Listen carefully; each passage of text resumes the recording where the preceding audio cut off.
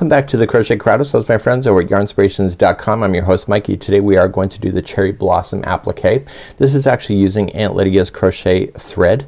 This is a 2.75 millimeter hook, or a size C. I'm not very good at using thread, so I'm just substituting with a bigger hook of a 4 millimeter size G crochet hook, and I'm using a Patons Alpaca Blend.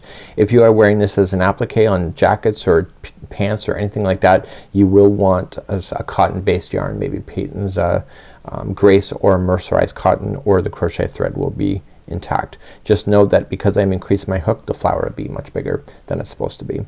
So we're going to begin, and we're going to start off in the center and work our way around. There are 7 rounds for this bad boy. If you've done the applique heart with me, you'll note that there was a stitch marker, and that stitch marker is helping us to keep count, and we're not going to be joining at the end of the rounds, so it's going to be a continuous round, at least for a section of it. We're going to start with chaining of 2, so 1 and 2, and second chain from the hook, or the first chain away, is that you are going to put in 6 single crochets. So 1, 2, 3 and 4. Go right up over top of that straggler. 5 and 6, and make sure you have 6 by counting it backward. So 1, 2, 3, 4, 5, 6. So it's good to go, and I want you just to pull that stitch marker under the last stitch so that you can keep a count of that in the future. If you have gone over your straggler at this point, the starting strand, and you've gone over it, you can safely cut that out, and therefore that'll be out of your way as well. And we'll move on to round number 2 next. So moving on, you want to do round number 2, and starting in the 6th one away, if you're not sure, you can count it backward, and you're just going to apply it 2 single crochets in each stitch. I'm not gonna count that there's 6 because I've already counted with my stitch marker that's in play. So all I'm just doing is putting 2 single crochets in each of the stitches all the way around. So I don't want to join it to the beginning. I want to just leave it open and move up that stitch marker when I get there in just a moment. And here I am. So here's the last stitch, it's marked. So put 2 into there, and on the last one just pull up a loop and pull that stitch marker through. And that will conclude round number 2. In round number 3 we're going to start, and we are going to join it at the end, so the stitch marker is going to become obsolete. So we're going to start with the first one. So we're going to single crochet in the first one, and then 2 single crochets into the next, and that will be the repeat pattern going all the way around to the stitch marker. So the next one is 1 single crochet in the next, and then 2 into the next one after that. So 1 single crochet in the next, and then 2 into the one after that. So 1, this one has 2, and 1, this one has 2, and then 1, and the last one should have 2 in it if it's counting properly. And then once you have that done, it says to slip stitch it to the first single crochet. So just going into the next stitch and just pull through and through, and you are safely going to trim that yarn and finish it.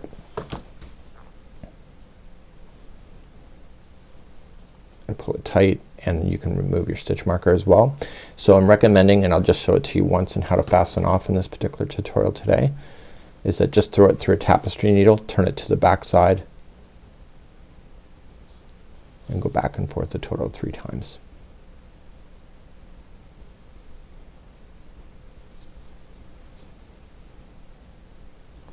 And that will conclude this one part here, and then you can move on to a new color as we begin round number 4. Now round number 4, it's asking you to do a standing single crochet. Therefore you need to create this slip knot and put it onto the hook first. Now you want to go into a back loop of any one of the stitches that are in the last round. So the first, both stitches or both loops are considered a stitch. The loop that is closest to you is the front loop, and the back loop is the one that's furthest from you. So with it already in the hook, just insert in and yarn over, pulling it through, and then pull through the 2, and that's a standing single crochet, and it's telling you to do that. Now it's now giving us the instruction is that we're going to single crochet into the next stitch in the back loop only, and then 2 single crochets into the next one after that. So 1 and 2, and that's going to be the repeat pattern then going all the way around. Okay, so let's review. So then first two are one by itself, so single crochet by itself, and then the next one has two into the same stitch. Okay, so the way I say it in my head is one, and then this is two.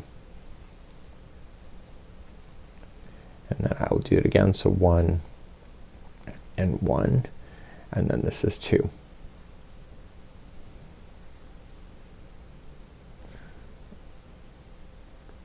And then one, and this is two.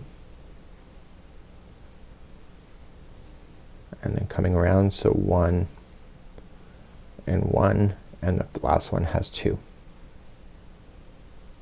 And we're going to join it to the first standing single crochet to finish. And that was the first one, and so you can see the exposed front loops that are left over from that one. Let's begin round number 5. So it says to, in round number 5, to chain 3, skip the next single crochet and single crochet in the next stitch.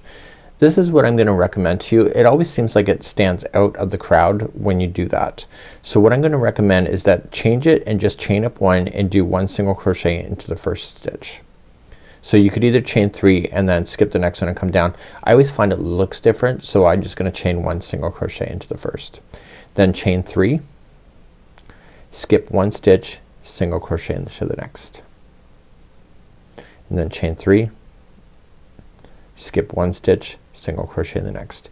And you're going to do this all the way around, and you should have a total of 12 of these chain 3 loops that are coming off the center. Please do this all the way around. This is round number 5. So I'm coming all the way around. This is the last one, and I'm just going to slip stitch to the first one here.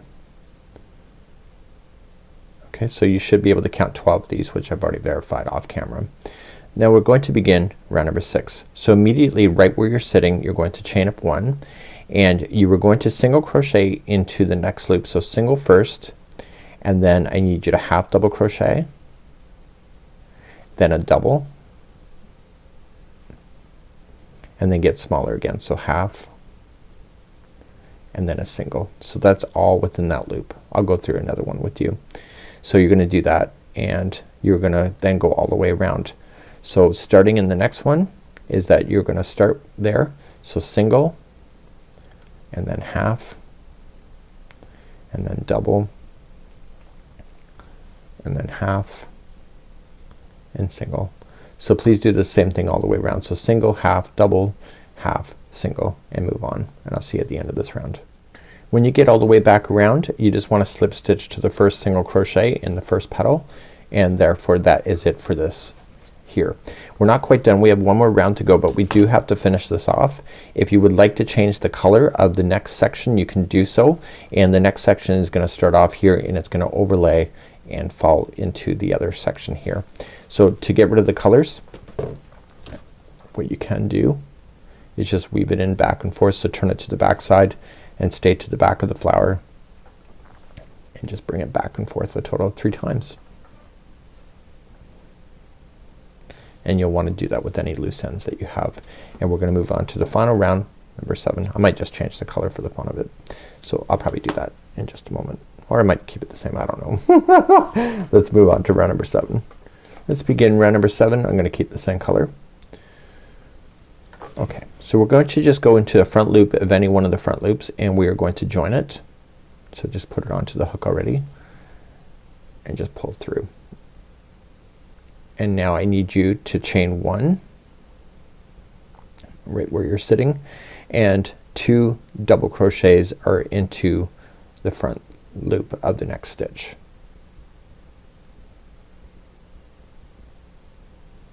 I would go up over top of the straggler just to trap that in. So 1 and 2, just like that. And then you're going to chain 1 and then single crochet into the next available front loop. And now I'm gonna let that straggler go in behind. So you're going to start again. So you're just gonna start, and you're going to chain 1, and in the next one you're going to put 2 single crochets in, or sorry, 2 double crochets in. So 1 and 2, and then chain 1 and then single crochet into the next front loop. So what I want you to do is do that all the way around. You will have a total of 9 of these loops when you go around. So make sure you chain 1 before you start the next one. So just put 2 into the next of double crochets, and then chain 1 and single crochet in the next, and then chain 1 and etc. Please do this all the way around. This is round number 7. When you come back around, I've just got my 2 last double crochets in. I've chained 1 and now I'm gonna slip stitch to the beginning to finish. So pull nice and tight, and then you're going to use your tapestry needle. Way back in the old days I used to actually just weave in the ends with the hook, and honest to God they would always fall out, and I was just too lazy to use the tapestry needle. But the fact is it only takes just a few seconds, and it was just more laziness, but also I didn't know better too. So it's one of those items that you kind of pick up along your journey and then you end up using over and over as a skill set. So this here is the Cherry Blossom Applique. Any tails that you have not buried, you're going to have to use a tapestry needle to hide those in, and therefore this is what it would look like. And this is a much bigger version compared to the original, and this is a really neat idea. So this here is the Cherry Blossom Applique.